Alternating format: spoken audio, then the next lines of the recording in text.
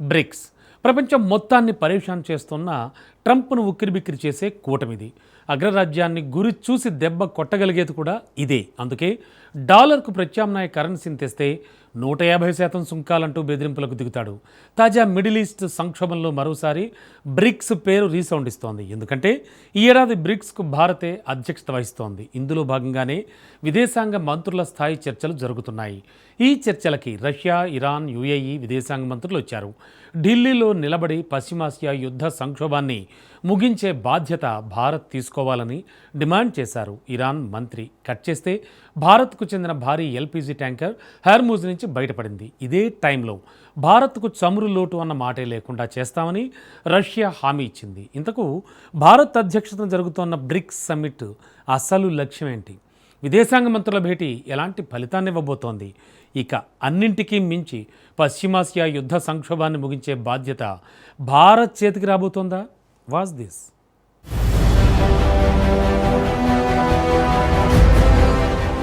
పశ్చిమాసియా యుద్ధం వేళ భారత్ వైపు ప్రపంచం చూపు.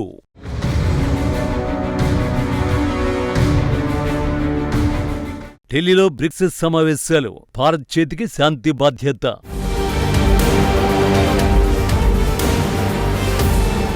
మిడిల్ ఈస్ట్ యుద్ధ సంక్షోభాన్ని భారత్ ముగించగలదా?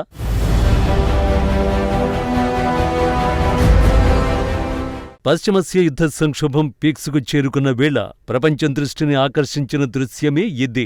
ఇందుకు 2 కారణాలున్నాయి. వాటిలో మొదటిది, ఇరాన్పై అమెరికా, ఇజ్రాయెల్ దాడులు మొదలైన తర్వాత ఇరాన్ విదేశాంగ మంత్రి అధికారిక విదేశీ పర్యటనకు వెళ్లడం ఇదే ఫస్ట్ టైం. అది కూడా అమెరికాను నిలువున వణికించే బ్రిక్స్ సమ్మిట్లో పాల్గొనేందుకు భారత్ వచ్చారు. ఇక రెండోది, శాంతి కోసం భారత్ చొరవను స్వాగతిస్తామని ఇరాన్ చేసిన సంచలన ప్రకటన.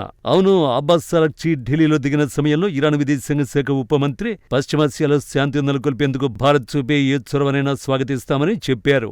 సాధారణంగా అయితే ఇదేమంత సంచలనాత్మక ప్రకటన కాదు. కానీ పాకిస్తాన్ మధ్యవర్తిత్వంపై అమెరికా సందేహాలు వ్యక్తం చేయడం, ఇదే సమయంలో బ్రిక్స్ కూటమికి అధ్యక్షత వహించడం వంటి పరిణామాల మధ్య ఇరాన్ ప్రకటన పరోక్షంగా భారత్కు శాంతి బాధ్యతలు అప్పగించే ప్రయత్నంగా కనిపిస్తోంది.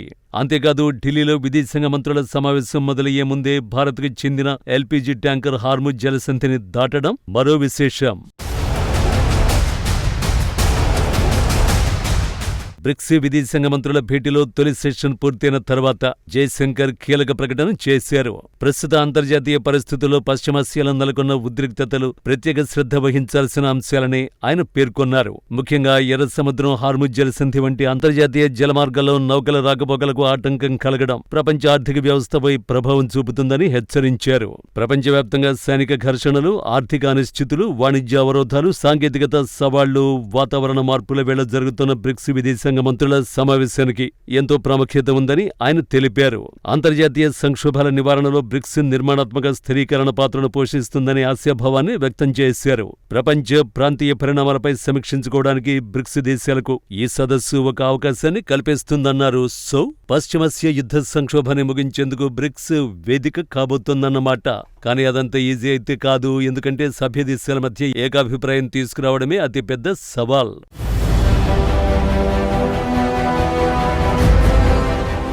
భారత్ ఈ ఏడాది జనవరి 1న అధికారికంగా బ్రిక్స్ అధ్యక్ష బాధ్యతలు స్వీకరించింది. బ్రెజిల్ నుంచి ఈ బాధ్యతలు భారత్ తీసుకుంది. 2012, 2016, 2021 తర్వాత భారత్ బ్రిక్స్కు 4వసారి అధ్యక్షత వహిస్తోంది. ఇరాన్ 2024లో ఈజిప్ట్, ఇథియోపియా, సౌదీ, యుఏఈ దేశాలతో కలిసి బ్రిక్స్లో చేరింది. కాస్త వివరంగా చెప్పాలంటే ఈ యుద్ధంలో ప్రత్యక్షంగా లేదా పరోక్షంగా సంబంధం ఉన్న దేశాలు ఇప్పుడు బ్రిక్స్లో సభ్యులుగా ఉన్నాయి. వీరందరూ ఒకే టేబుల్ మీద కూర్చుని చర్చలు జరపడం వల్ల ఉద్రిక్తతలు తగ్గే అవకాశం ఉంటుంది. భారత్కు ఇజ్రాయెల్, ఇరాన్ రెండింటితోనూ మంచి సంబంధాలు ఉన్నాయి. యుద్ధాన్ని ఆపి దౌత్యం ద్వారా సమస్యను పరిష్కరించుకోవాలని కోరుతున్న భారత్ ఒక మధ్యవర్తి పాత్రను పోషించగలదు. పశ్చిమాసియా యుద్ధం వల్ల గ్లోబల్ ఎనర్జీ సప్లై దెబ్బతింటోంది.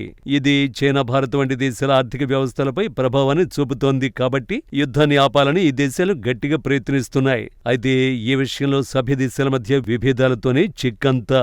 ఉదాహరణకు ఇరాన్, యుఏఈ మధ్య కొన్ని వ్యూహాత్మక విభేదాలు ఉన్నాయి. దీనివల్ల ఒక ఉమ్మడి ప్రకటన విడుదల చేయడం భారత్కు కత్తి మీద సాములాంటిది.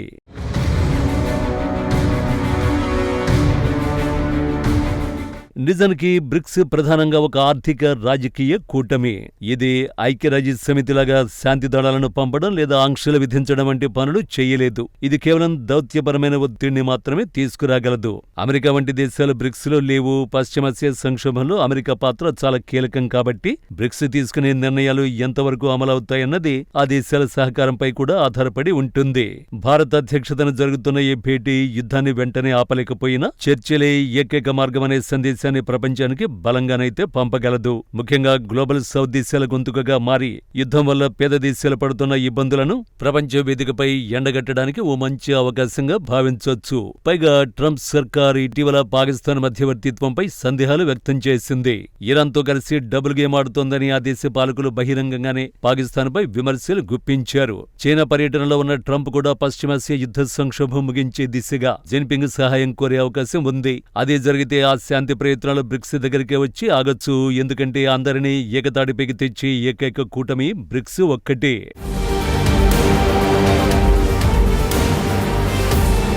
పశ్చిమాసియా యుద్ధ సంక్షోభాన్ని కాస్త పక్కన పెడితే బ్రిక్స్కు అధ్యక్షత వహించడం ద్వారా భారత్కు కూడా కొన్ని అంశాలు కలిసొస్తాయి. ముఖ్యంగా అంతర్జాతీయంగా తలెత్తిన చమురు క్రైసిస్ నుంచి బయటపడడానికి ఇదొక అద్భుత అవకాశంగా విదేశాంగ నిపుణులు చెబుతున్నారు. హార్ముజ్ జలసంధిలో ఉద్రిక్తతల కారణంగా ఇంధన సరఫరా అంతరాయాలపై చర్చలు కొనసాగుతున్న వేళ అరాక్చీ పర్యటన సానుకూల ఫలితాలనిచ్చే అవకాశం ఉంది. తాజాగా హార్ముజ్ జలసంధి అన్ని వాణిజ్య నౌకల ప్రయాణానికి తెరిచే ఉంటుందని స్పష్టం చేశారు. అయితే ఇందులో ఓ కీలకమైన షరతును విధించారు. ఈ జలమార్గం గుండా వెళ్లే ప్రతి నౌక తప్పనిసరిగా ఇరాన్ నావిక దళాలతో సమన్వయం చేసుకోవాలని ఆయన వెల్లడించారు. అరాక్చీ ఈ ప్రకటన చేసిన సమయంలోనే మన దేశానికి చెందిన భారీ ఎల్పీజీ ట్యాంకర్ హార్ముజ్ జలసంధిని దాటి బయటకొచ్చింది. న్యూఢిల్లీలో భారత విదేశాంగ మంత్రి జయశంకర్తో అరాక్చీ భేటీ కావడం, ఆ తర్వాత హార్ముజ్పై కీలక ప్రకటన చేయడం ప్రపంచ రాజకీయాల్లో ఇరాన్ పోషిస్తున్న పాత్రను స్పష్టం చేస్తోంది.